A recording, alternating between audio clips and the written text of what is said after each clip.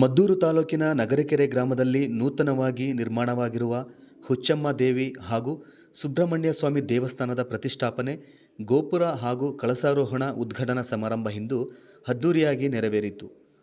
ನಿನ್ನೆಯಿಂದಲೂ ದೇಗುಲದ ಆವರಣದಲ್ಲಿ ನಡೆದ ಹೋಮ ಹವನಗಳು, ದೇವಸ್ಥಾನದಲ್ಲಿ ತಳಿರು ತೋರಣ, ವಿವಿಧ ಹೂಗಳಿಂದ ಸಿಂಗರಿಸಲಾಗಿತ್ತು.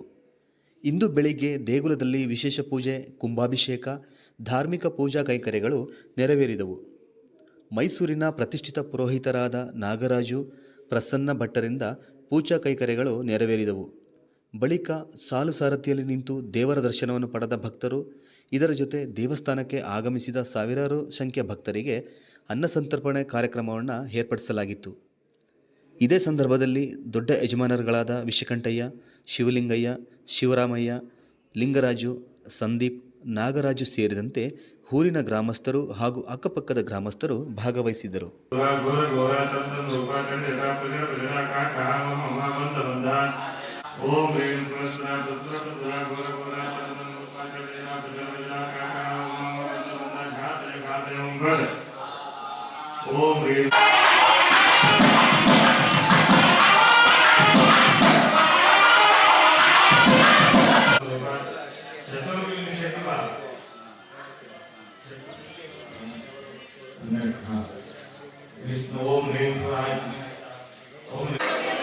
ಎಲ್ಲ ಗ್ರಾಮಸ್ಥರು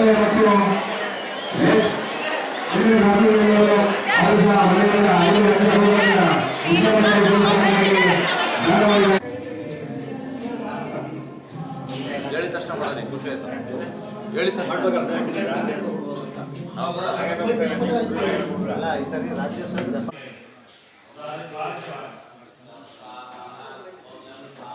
ಓಂ ಲಂ ಸ್ವಾಹಾ, ಓಂ ಲಂ ಸ್ವಾಹಾ, ಓಂ ಲಂ ಸ್ವಾಹಾ, ಓಂ ಲಂ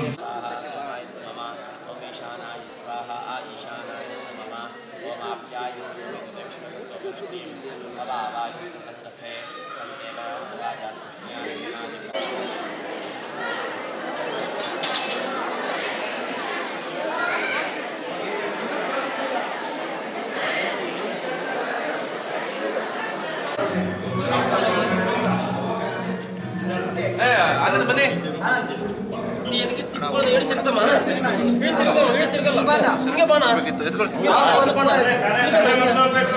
ಹಿಂಗೆ ಹಿಂಗೆ ತಲೆ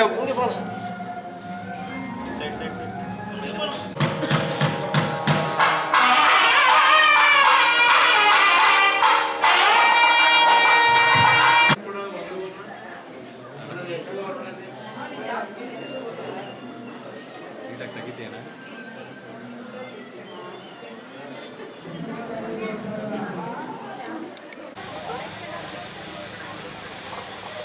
ಅರ್ಚನೆ ಮಾಡಿಸೋರು ಟಿಕೆಟ್ ತಗೊಳ್ಬೇಕು. ದೇವಸ್ಥಾನಕ್ಕೆ ಕಾಣಿಕೆ ಕೊಡುವಂತವರಿದ್ದಲ್ಲಿ ಕಾಣಿಕೆ ಕೊಟ್ಟು ರಸೀದಿ ಬಿಡಬೇಕು.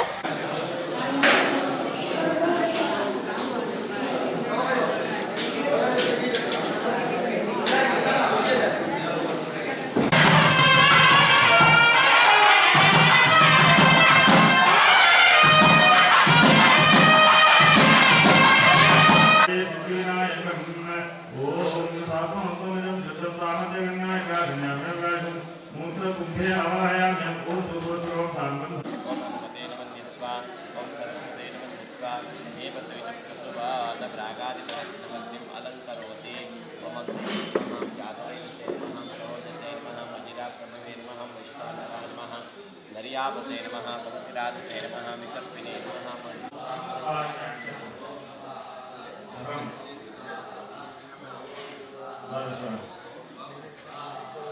ओम स्वाहा.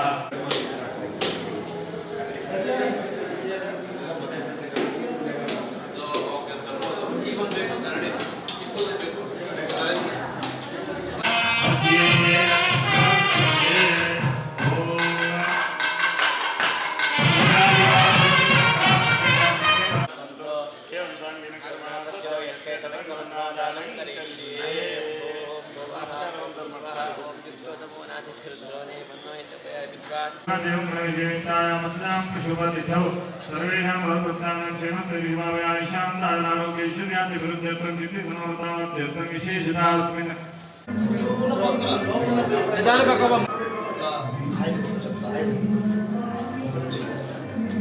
ಎಣ್ಣೆ ಎತ್ಕೊಪ್ಪ.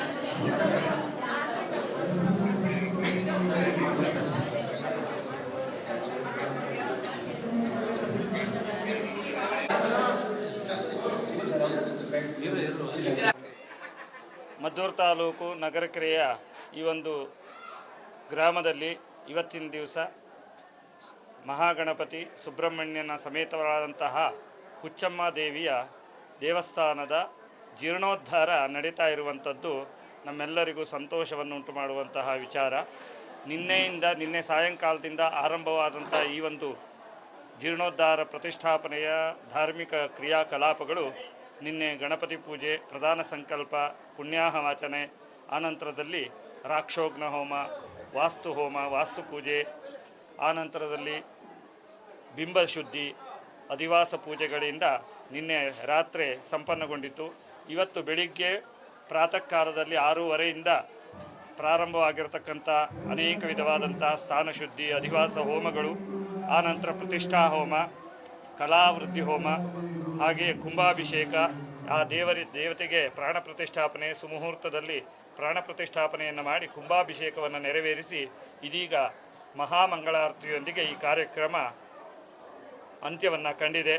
ಹಾಗಾಗಿ ಈ ಒಂದು ದಿವ್ಯವಾದಂತಹ ಕ್ಷೇತ್ರದಲ್ಲಿ ದೇವತಾ ಸಾನ್ನಿಧ್ಯಕ್ಕೋಸ್ಕರ ಈ ಎಲ್ಲ ಶಾಸ್ತ್ರೋಕ್ತವಾಗಿ ವಾತುಲಾದ್ಯ ಆಗಮದ ಪ್ರಕಾರವ ಪೂಜೆ ಪುನಸ್ಕಾರಗಳು ನಡೆದಿದ್ದು, ಆ ದೇವತಾ ಸಾನ್ನಿಧ್ಯ, ಪೂರ್ಣಕಲಾ ಸಾನ್ನಿಧ್ಯ ಈ ಒಂದು ಬಿಂಬಗಳಲ್ಲಿ ಸಾನ್ನಿಧ್ಯವಾಗಿ ನೆಲೆ ನಿಂತು ಈ ಒಂದು ದೇವಾಲಯಕ್ಕೆ ಯಾವುದೇ ಭಕ್ತ ಮಹಾಜನರು ಕೂಡ ಏನೇನು ಕಷ್ಟ ನಷ್ಟಗಳನ್ನು ತೋಡ್ಕೊಂಡು ಬರ್ತಾರೋ ಅವರೆಲ್ಲ ಮನೋಭಿಲಾಷೆಗಳು ಈಡೇರುವಂತಾಗಲಿ, ತನ್ಮೂಲಕ ಆ ಹುಚ್ಚಮ್ಮ ದೇವಿ, ಮಹಾಗಣಪತಿ ಹಾಗೂ ಸುಬ್ರಹ್ಮಣ್ಯ ಸ್ವಾಮಿ ದೇವತಾ ಅನುಗ್ರಹ ಎಲ್ಲ ಭಕ್ತ ಮಹಾಜನರಿಗೂ ಸಿಗುವಂತಾಗಲಿ ಎಂಬುದಾಗಿ ನಾವೆಲ್ಲ ವೈದಿಕ ಪರಿಷತ್ನ ಪರವಾಗಿ ಅವರೆಲ್ಲರಿಗೂ ಕೂಡ ಆ ದೇವತಾ ಸಾನ್ನಿಧ್ಯದಲ್ಲಿ ನಾವು ಪ್ರಾರ್ಥನೆ ಮಾಡಿಕೊಳ್ತಾ ಇದ್ದೇವೆ.